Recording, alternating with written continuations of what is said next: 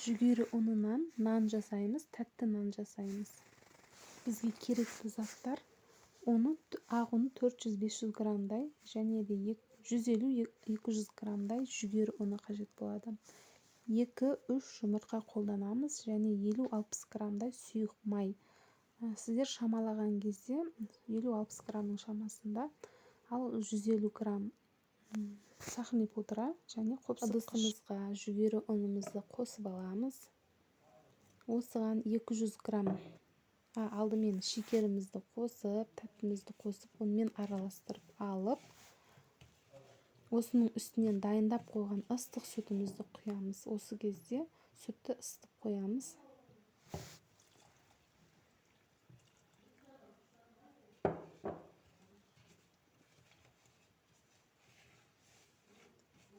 Жүгері ұнының светі сары болады. Нанымыз сары светті болып шығады. Жұмыртқамызды қосамыз.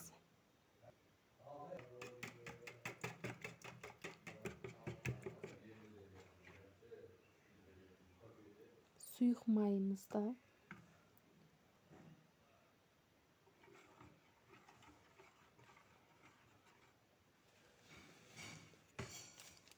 Алдын ала қопсытқышымызды ұнға салып, араластырып қоямыз да.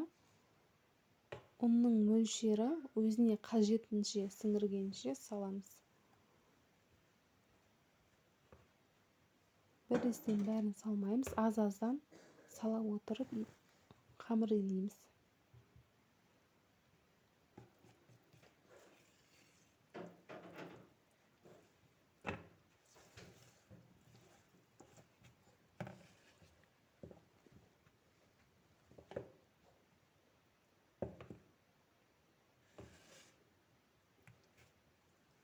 Жүгері ұны аздау болып қалған соң, мен тағы да 50 граммдай, 200 грамм болды сонда барлығы. Жүгері ұнын қостым. Зияны жоқ, өте пайдалы ұн.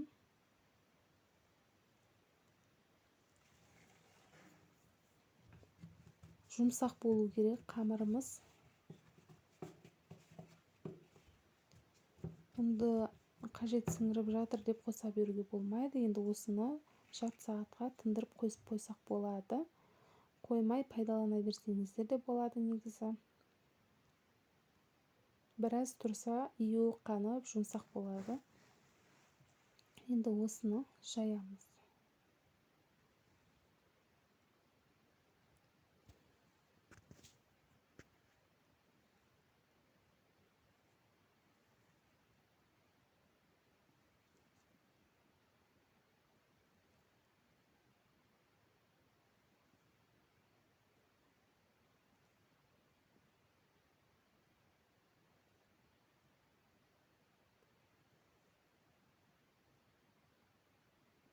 Осындай дөңгелек ыдыс, не болмаса арнайы формаларыңыз болса,